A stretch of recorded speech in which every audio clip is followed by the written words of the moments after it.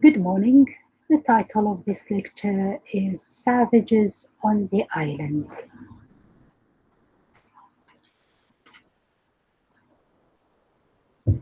Students, as you know, Robinson Crusoe lives on the remote island, thinking that the island is not inhabited by any human being.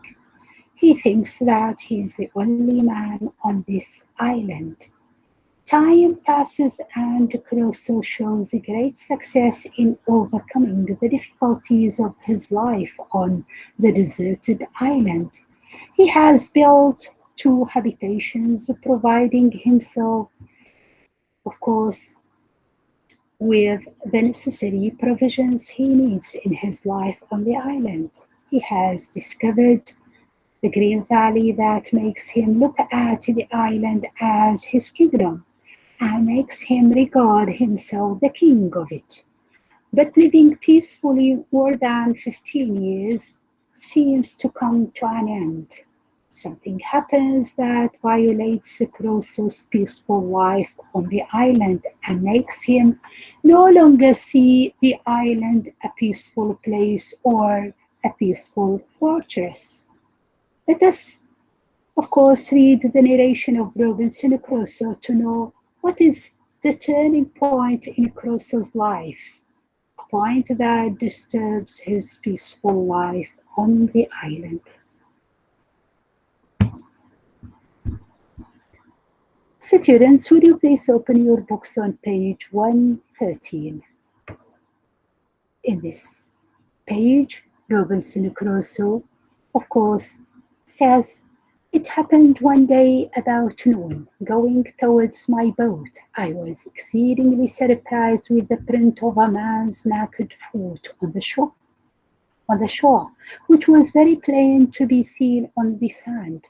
I stood like one thunderstruck, or as if I had seen an apparition. I listened, I looked round me, but I could hear nothing nor see anything.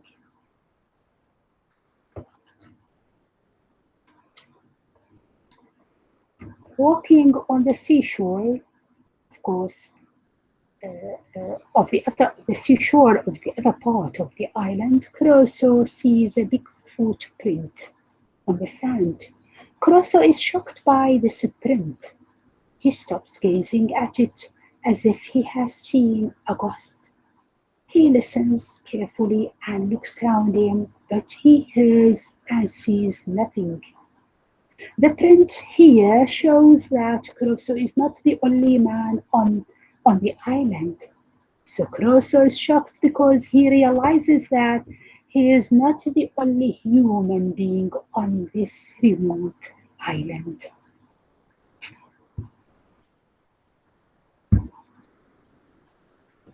I went, I went up to a rising ground to look further. I went up the shore and down the shore, but it was all one. I could see no other impression but that one. I went to it again to see if there were any more, and to observe if it might not be my fancy. But there was no room for that, for there was exactly the print of a foot, toes, heel, and every part of a foot. How it came thither I knew not, nor could I in the least imagine. Again, the narration of Robinson Crusoe here is mentioned in page 113. The horrible sight of the print makes Crusoe very afraid. Crusoe's fear makes him run up the hill to look at all directions, but he finds nothing. Crusoe horribly and desperately looks at the place around him, trying to find to whom this footprint belongs. Crusoe knows very well that it belongs to a man, but what shocks him is that he does not see anyone on the island. The print has 5 toes and a heel, and it seems very big. So there must be someone on the island. The mysterious footprint makes Crusoe live, of course, in a dreadful fear and constant anxiety. The peaceful life and the secure kingdom of Robinson Crusoe seem to be a dream, and he has been awakened from this happy dream. The footprint makes Crusoe be aware of an approaching danger that might threaten his life. He is now exceedingly surprised with the print that might change his life upside down.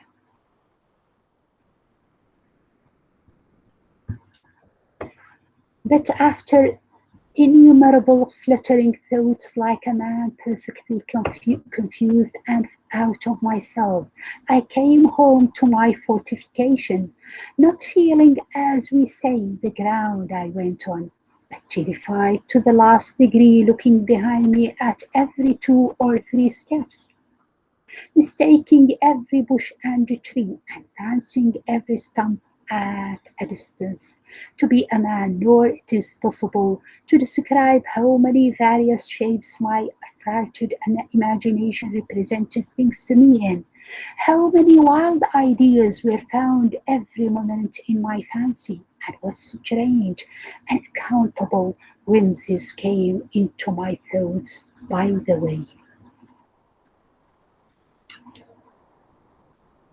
Being aware of the danger that threatens his life and his security, Crusoe rushes towards his fortress or habitation. He runs like a madman, full of fear and horror. He turns back at every step to see whether someone is chasing him or not. Crusoe's fear makes him see everything around him horrible and dangerous, even the bushes and the trees that seem to Crusoe men or creatures chasing him. At this time, the island is no longer seen as a secure fortress. In his eyes, in the eyes of Crusoe, the island turns to be a strange place full of danger and horror. Crusoe here feels that he is alienated, since he stops seeing the island his secure kingdom.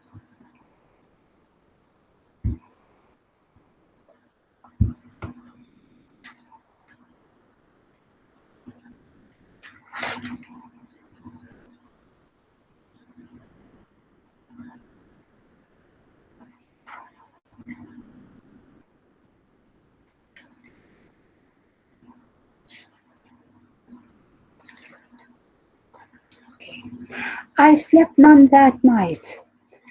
The farther I was from the occasion of my fright, the greater my apprehensions were, which is something contrary to the nature of such things, and especially to the usual practice of all creatures in fear. But I was so embarrassed with my own frightful ideas of the thing that I formed nothing but dismal imaginations to myself, even though I was now a great way off.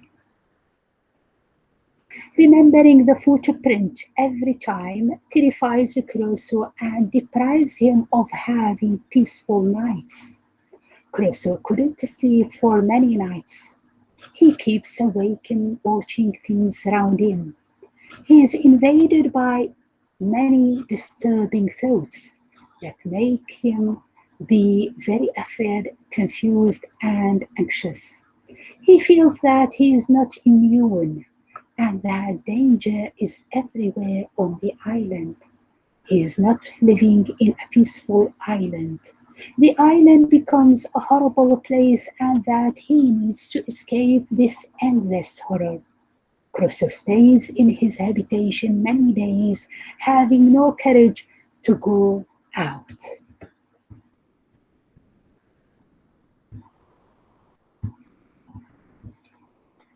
When I was come down the hill to the end of this island, where indeed I had never been before, I was presently convinced that Seeing the print of a man's foot was such a strange thing in the island as I imagined, and but that it was a special providence that I was cast upon the side of the island where the savages never came.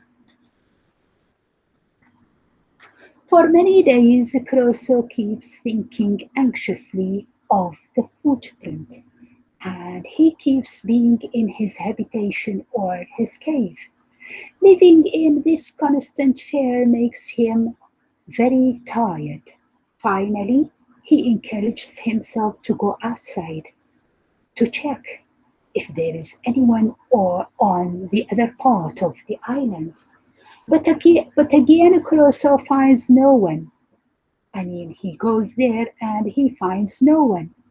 His fear increases, but he comforts himself with the idea that he is protected by God and that it is God's mercy that makes him be being cast away on the side of the island where savages never come to it.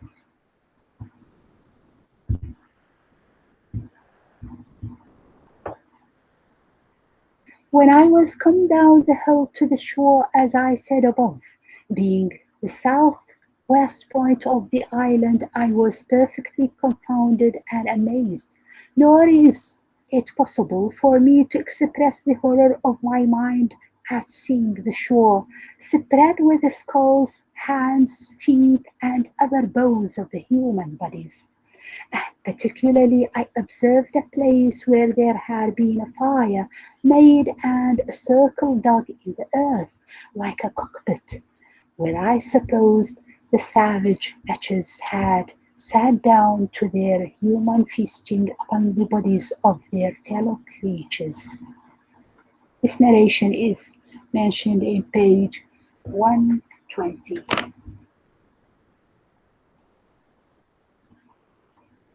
When Crusoe goes to the shore to make a double check, he is shocked again by another horrible scene or sight.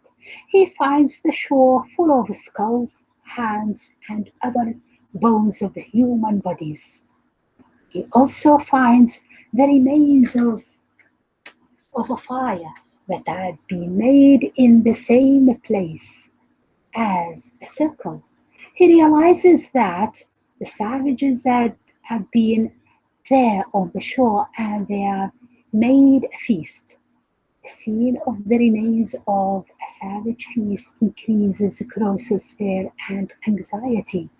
He, he comes to believe that cannibals have taken their prisoners to the shore to kill and eat them.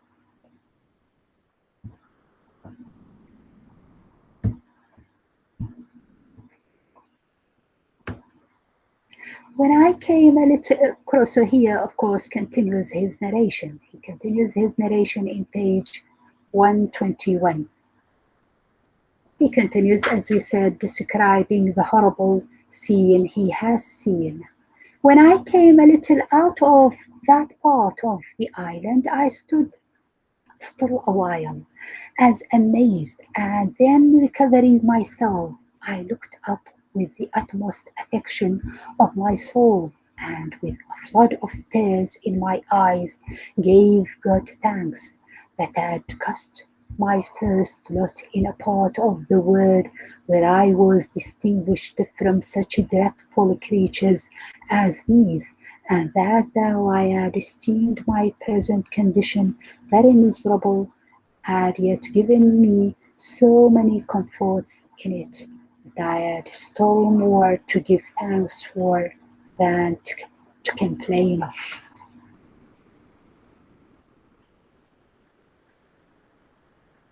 The horrible scene that Crusoe has seen on the island makes him, on the other part, of course, of the island, makes him run away from the part of the island, from that part, where he finds the footprint and the remains of the savage feast. The brutality of the savages terrifies Crusoe and makes him feel that danger is everywhere. Again, Crusoe thanks God for making him live in the part of the island which is away from the eyes of the cannibals or the savages.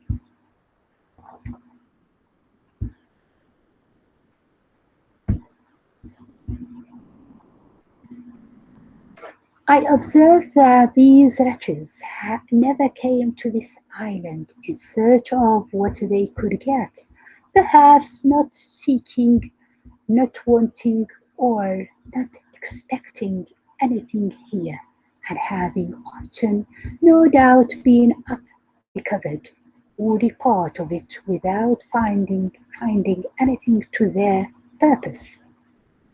I knew I had been here now almost 18 years and never saw the least footsteps of human creature there before, and I might be 18 years more as entirely concealed as I was now if I did not discover myself to them, which I had no manner of occasion to do.